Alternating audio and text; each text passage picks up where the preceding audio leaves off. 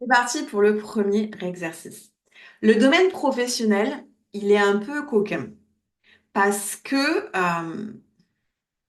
c'est dans ce domaine-là où on peut particulièrement, plus particulièrement, développer des émotions négatives sur le long terme sans forcément s'en rendre compte. Je m'explique. C'est le domaine où, à titre pro, moi, mes clients, ou même quand je tends l'oreille dans les discussions autour de moi, si les gens ils me croisent maintenant, ils vont se dire, putain, faut que j'arrête de parler quand il y a Aline.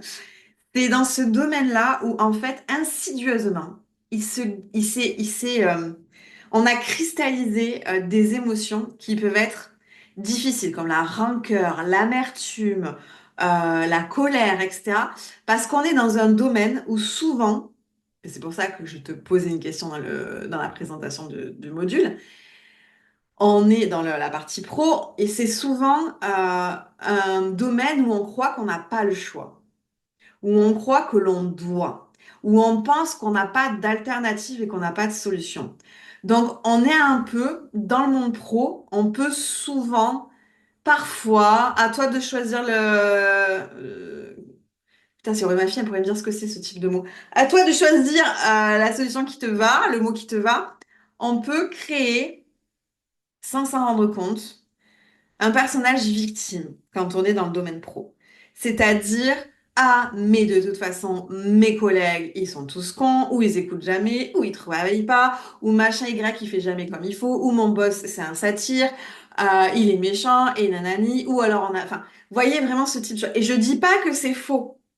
Je ne dis pas que ça ne vous arrive pas, mais je vous demande de porter attention sur comment l'environnement professionnel a pu peut-être créer une couche d'émotions désagréables et négatives sans que vous vous en rendiez compte.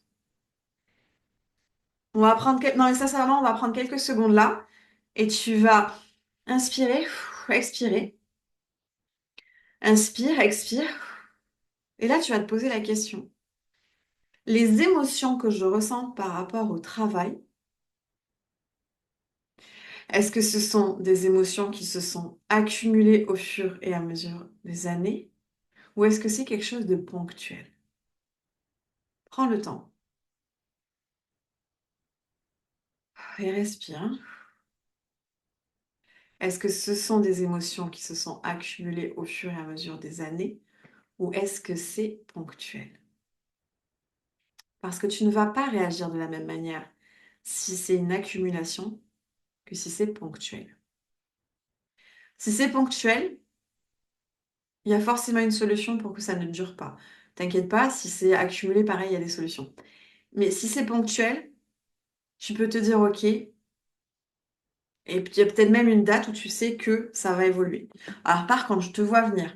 Celles qui me disent ça ira mieux après la fin de ce dossier, mais qu'après il y a un autre dossier, et qu'après il y a un autre dossier, et qu'après un autre dossier. Non, on n'est pas sur quelque chose de ponctuel. Par contre, si c'est l'entreprise qui déménage, ouais, bah, tu sais que ça va être ponctuel. Si c'est Euh, là, tu es au chômage et tu cherches un taf, on sait que c'est ponctuel, tu vois. Donc, c'est vraiment te poser cette question-là.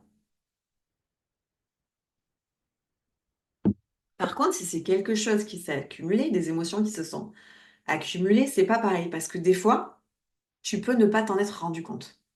Et tu peux avoir développé une position de victimisation ou une position de bourreau sans t'en être rendu compte parce que tu as été conditionné par toutes les émotions que tu as subies ces derniers mois, ces dernières années. Et ça, c'est un peu plus chiant parce qu'il faut en avoir conscience. Sur le coup, tu vas juste te dire mon taf il m'énerve, X m'énerve, Y m'énerve, tel collègue en fait.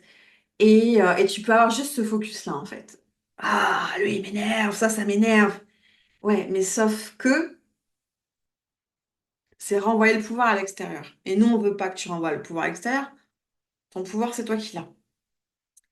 Donc déjà, essaye de voir si c'est le cas ou pas.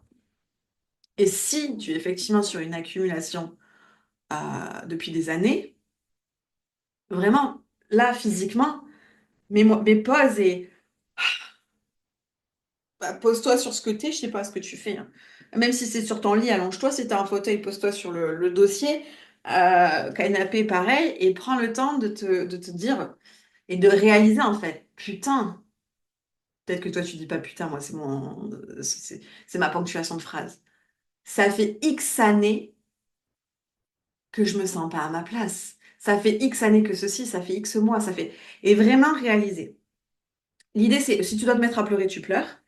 Et l'idée, c'est pas de se dire, oh, je peux rien faire ou oh, je suis une victime. Non, l'idée, c'est, ok, j'en ai pris conscience, je le digère. Et ensuite, je vais prendre des décisions. Qu'est-ce que j'en fais? J'ai des clientes avec qui on a simplement travaillé, et je fais exprès de dire simplement travailler, la communication non violente, poser ses limites, et ça a suffi. Elles sont restées dans la même boîte, il y a eu une prise de recul qui s'est faite, elles ont appris à poser leurs limites, et tout va mieux. Mais elles ont repris le pouvoir sur leurs émotions. J'en ai d'autres qui ont changé de taf. Et ça, encore une fois, c'est pas à moi de le décider, c'est à toi, et il n'y a pas de meilleure solution qu'une autre. Il n'y a que des solutions qui sont propres à toi-même et qui te vont à toi. Ce n'est pas à l'extérieur ni à moi de prendre cette décision. Prends un petit peu de temps, on se pose là-dessus. S'il y a quoi que ce soit, tu viens pendant l'école mensuelle et on en discute. Ou tu peux envoyer aussi un message sur Telegram. Quand tu auras fait ce point-là, tu pourras, tu pourras passer aux questions. Et s'il y a des choses que tu veux sur lesquelles tu veux aller plus en détail, etc., tu m'envoies un message sur Telegram ou on se revoit en coaching de groupe pendant l'école mensuelle.